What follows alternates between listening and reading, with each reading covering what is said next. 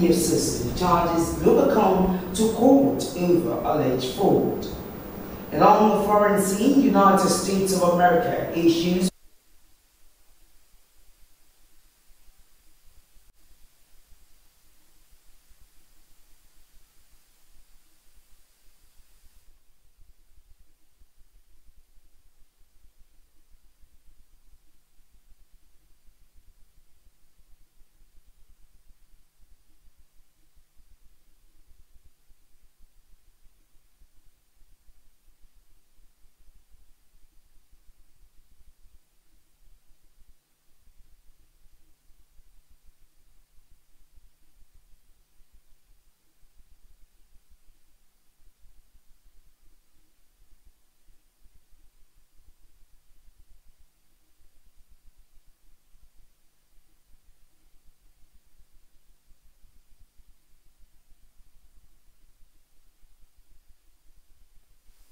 for bilateral issues discussion.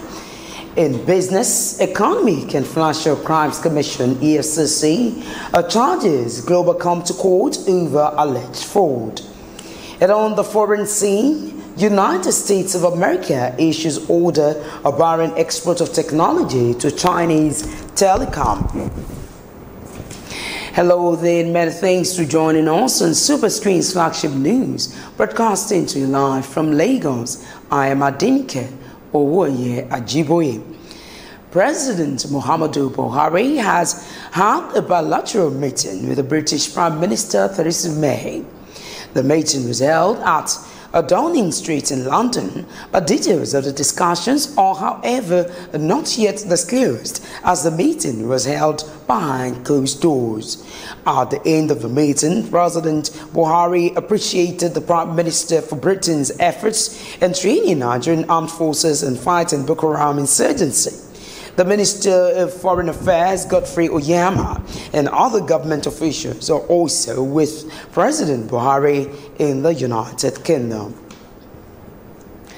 Meanwhile, the White House says that United States President Donald Trump will host President Muhammadu Buhari on April 30.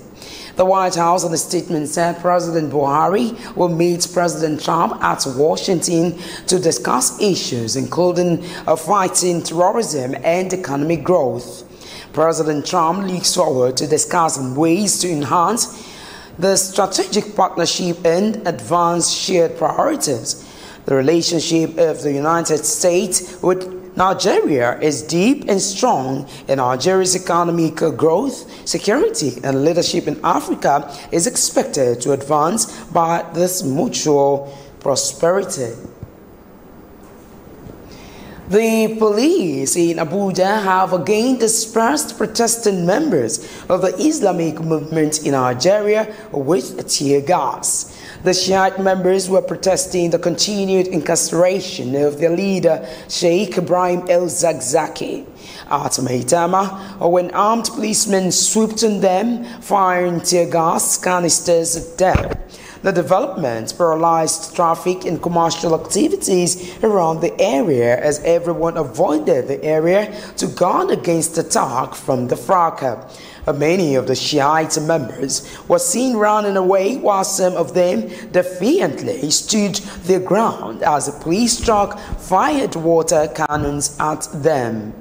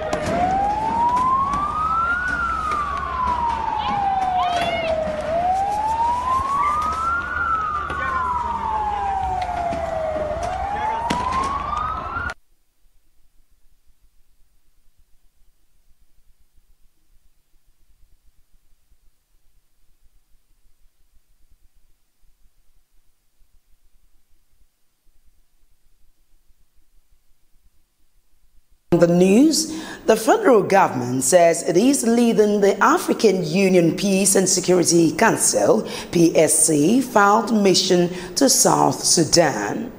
A permanent representative of Nigeria to the African Union, Bankole Adeoye, told journalists that the mission is a key agenda of the PSC for the month of April 2018 under the chairmanship of Nigeria. Adeoye said the 5-day mission to South Sudan, which commenced on Sunday, will end on April 19.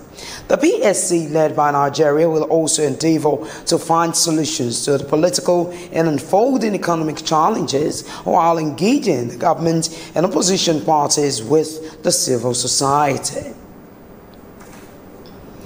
A German engineer, Michael Kremser, has been kidnapped in northern Nigeria.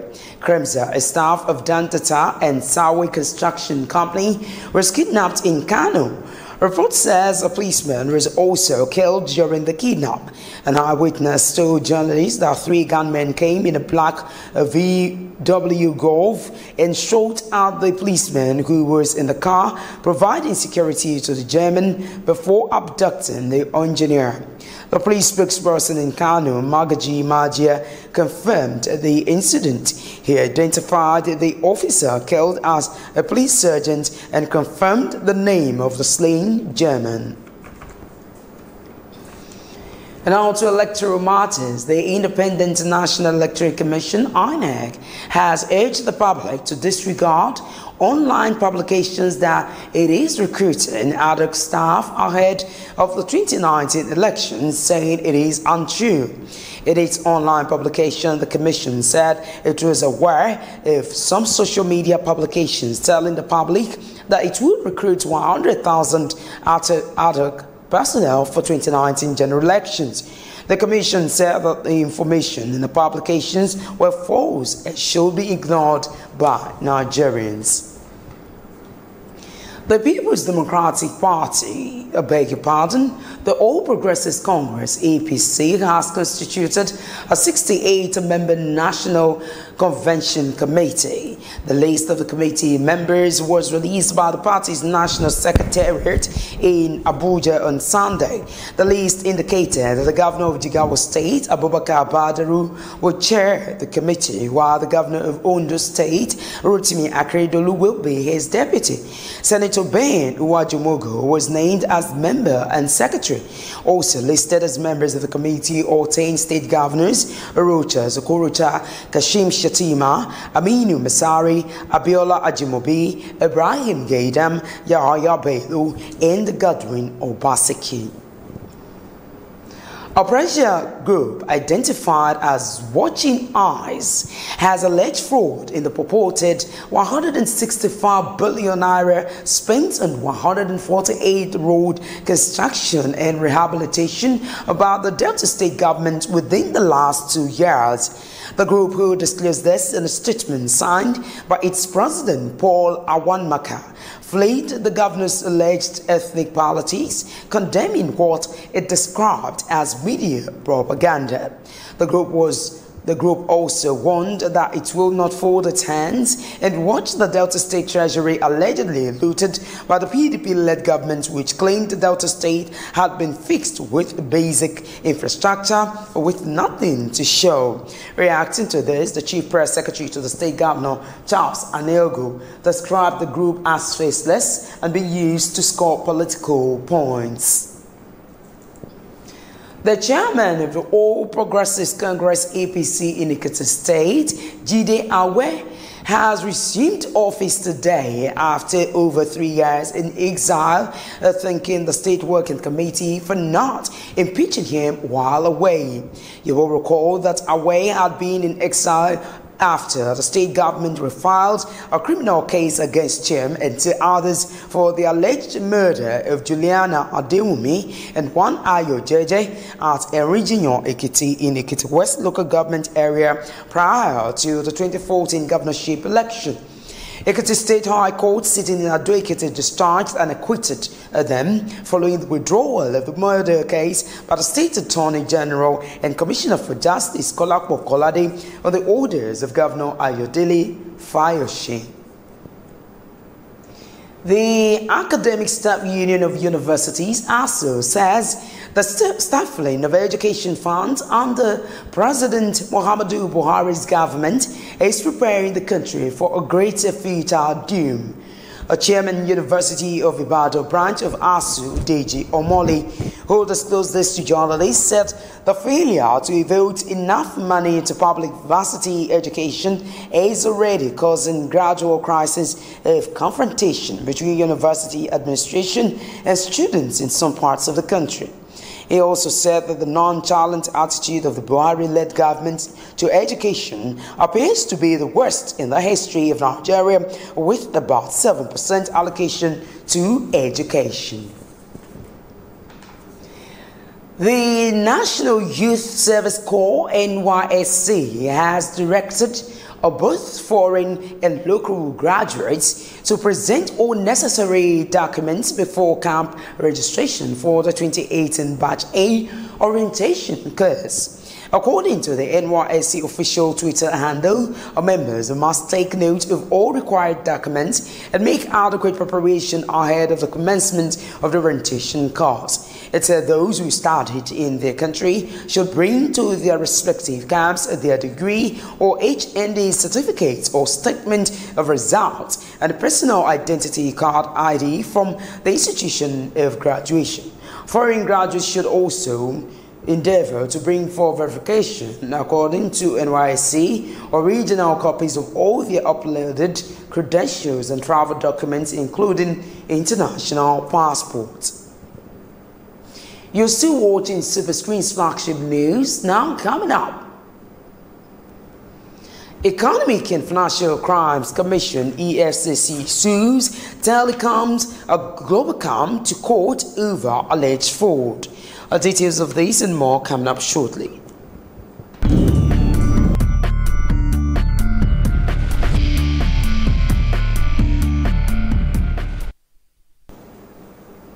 Many thanks for staying with us. Now in business world, the Economic and Financial Crimes Commission (EFCC) has charged telecommunications company Globacom Limited before the Lagos State Special Offences Court in Ikeja for an alleged fraud of $6.7 million. The firm was charged alongside its Indian Chief Marketing Officer Ashok Israni, who was listed as the first defendant in the case. The prosecuting counsel for the EFCC, ABC Ozioko, who signed the charge sheet, claimed that the firm and Israni acted contrary to section of the advanced fee fraud and other fraud-related offences. However, when the case was called in court, the defendants were not present. A non-governmental organization, NGO in Port Harcourt, has taken the initiative of giving grants to businesses and to uplift people in Rivers State. Coordinator of the group, Eugene Oyeze, advised people to apply for grants, be consistent in their businesses, and be transparent enterprises that will create steady supply of products. Many people money enter into their hands, but their inability to manage it makes them to be a failure. So it is very, very necessary we are faithful to our business. When you are running your business, you must be faithful. Some beneficiaries who spoke to journalists appreciated the grant and promised to use the money effectively. The truth of the matter is that if you don't have any plan, that's where you have problem when you have money. Already we have a plan. The only thing we are looking at the time is the money to carry. Is the money to carry out our project and our plan. We'll be looking for where we can be able to get. We have a lot of plantations. My father has been training us on how to farm, into yam, a lot of farms, vegetables, all kinds of farming. So I enjoy farming. So I'm so happy for this grant, and I have a land already for this project. So if it comes up, the grant comes up, I'll go fully on cassava farming. We'll be one of the producing companies, cosmetics and bottled water the way I have planned it on my own. But by the grace of God, in as much as this money comes in, I've planned for it. And I hope that from this, God will make a change in my life and my family. The NGO, however, appealed to the beneficiaries to be faithful, accountable, and invest time in growing their businesses. A World Bank group, which begins its week-long yearly spring meetings today in Washington, has supported Nigeria with loans and International Development Association IDA credits worth about $14.2 billion since 1958. The group in the 2017 fiscal year committed $1.51 billion to the country. So far, in 2018, it has already spent $486 million on different development projects across the country. The World Bank Group is also helping to fight poverty and improve living standards in the country through 33 core knowledge products reports and 29 ongoing national and regional projects. Minister of Finance, Kemi Adeosun, and the Central Bank of Nigeria, CBN Governor Godwin Emefiele, are in Washington, D.C. to join other economic experts from around the world to discuss issues affecting a global economy. Shareholders of Oando PLC have asked President Muhammadu Buhari to immediately sack the Minister of Finance, Kemi Adeosun, over her interference in the nation's capital markets. The National President of Trusted Shareholders Association of Nigeria, Makta, the National Coordinator of Proactive Shareholders Association, Taiwo Oderide, the coordinator on the Shareholders Solidarity Group, in a joint statement accused the minister of trying to shield Oando from being probed by the Securities and Exchange Commission. Oderide alleged that the forensic audit of Oando had been stalled due to interference by Adeosun to the detriment of Oando shareholders and the entire Nigerian capital market.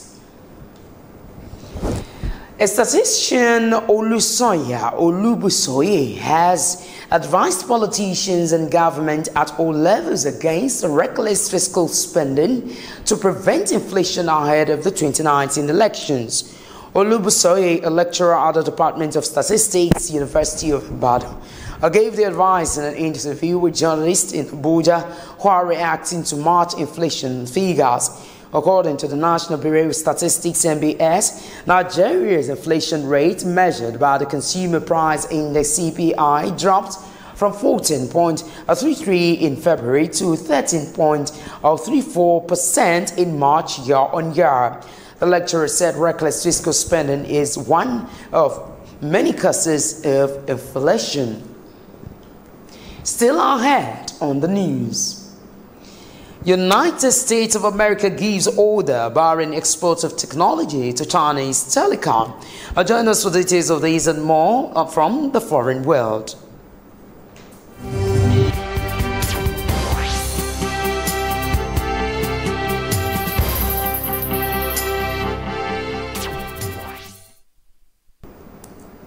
Many thanks for staying with us now in international news.